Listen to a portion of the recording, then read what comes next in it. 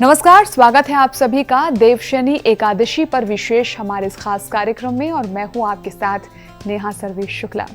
वैसे तो हिंदू धर्म में हर एकादशी बड़ी महत्वपूर्ण है, लेकिन दो एकादशियां ऐसी हैं जिनका असर हमारे जीवन पर गहराई से पड़ता है। एक है देवशनी एकादशी और दूसरी है देवोत्थान एकादशी। आज इस क्रम में हम आपको बताएंगे देवशनी एकादशी की महिमा के बारे में। भगवान विष्णु जगत के पालनकर्ता माने जाते हैं। ऐसा कहा जाता है कि सृष्टि को बनाने वाले भगवान हमेशा जागते रहते हैं और अपनी लीलाएं करते हैं। लेकिन वेद, पुराण, शास्त्रों और धर्म ग्रंथों के अनुसार आषाढ़ मास की शुक्ल पक्ष में पड़ने वाली एकादशी तिथि को भगवान अपनी योग निद्रा में चले जाते हैं और 4 महीनों तक विश्राम करते हैं। इसीलिए ये एकादशी देवशनी एकादशी के नाम से जानी जाती है। ऐसी मान्यता है कि भगवान नारायण 4 महीने तक राजा बलि के पाताल लोक में विश्राम करते हैं। इसीलिए इस समय को चातुर्मास भी कहा जाता है। इस दौरान किसी भी तरह के मांगलिक कार्य जैसे विवाह, मुंडन संस्कार, मकान, दुकान आदि का मुहूर्त धार्मिक दृष्टि से सही नहीं माना जाता। इन 4 महीने में दान करना, हरि नाम जपना, धार्मिक स्थान या अपने निवास स्थान पर कथा कीर्तन करवाना चाहिए। अतिथि का सत्कार करना, किसी भी विकलांग या दीनहीन की सहायता करनी चाहिए।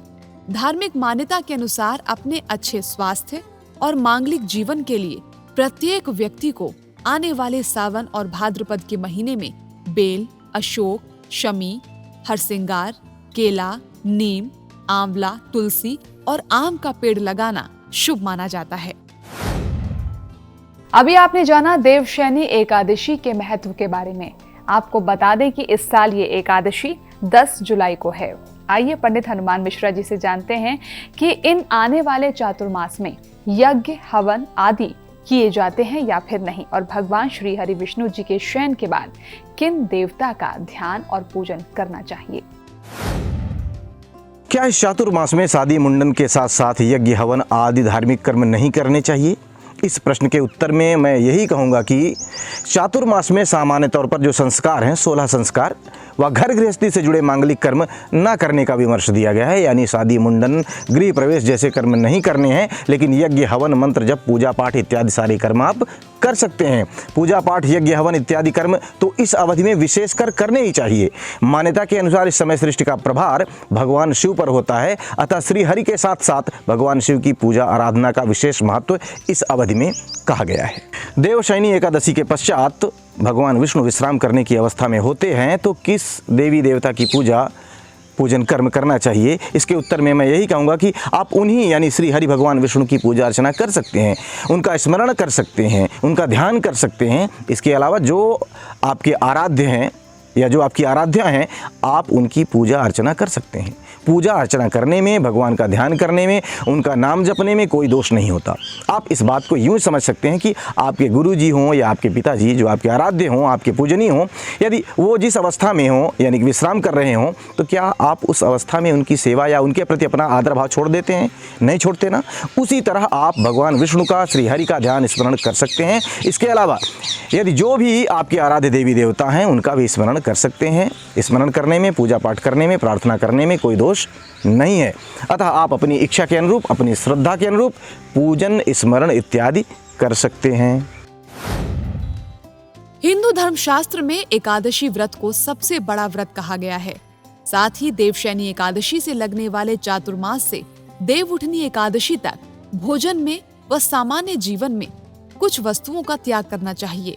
जैसे चातुर्मास का पहला महीना सावन होता है, जो भगवान शंकर को समर्पित है। बारिश के कारण धरती पर बैक्टीरिया की मात्रा काफी बढ़ जाती है। यही कारण है कि इस मौसम में हरी पत्तेदार सब्जियां खाने से परहेज करना चाहिए। दूसरा महीना भाद्रपद होता है। ये भगवान कृष्ण का महीना बताया गया है। इस महीने में दही या दही से बनी चीजें जैसे छाछ, लस्सी का सेवन नहीं करने की सलाह दी गई है। दही में पहले से ही बहुत ज्यादा बैक्टीरिया पाए जाते हैं और इस महीने में वर्षा के कारण इनमें बैक्टीरिया की मात्रा और ज्यादा बढ़ जाती है, जो स्वास्थ्य के लिए हानिकारक हो सकती है। तीसरा महीना आश्विन का होता है। ये महीना देव और पितृ दोनों के लिए महत्वपूर्ण माना जाता है। इसीलिए कहा गया है कि इस महीने में दूध का सेवन करने से बचें। चातुर्मास का अंतिम महीना है कार्तिक का। इस महीने में भगवान विष्णु नारायण रूप में जल में विराजमान रहते हैं। इस महीने में दाल, बैंगन, करेला खाने से परहेज करना चाहिए। माना जाता है कि इस महीने में पित्त संबंधी बीमारी होने का खतरा ज्यादा रहता है। इस देवशयनी एकादशी से संबंधित सभी महत्वपूर्ण जानकारियां हमने आपको दी। इस एकादशी से चातुर्मास का प्रारंभ हो रहा है, तो व्रत, पूजा, धार्मिक गतिविधियों के साथ साथ आप अपने स्वास्थ्य का भी ख्याल रखें। आज के लिए बस इतना ही। हमें दीजिए इजाजत। नमस्कार।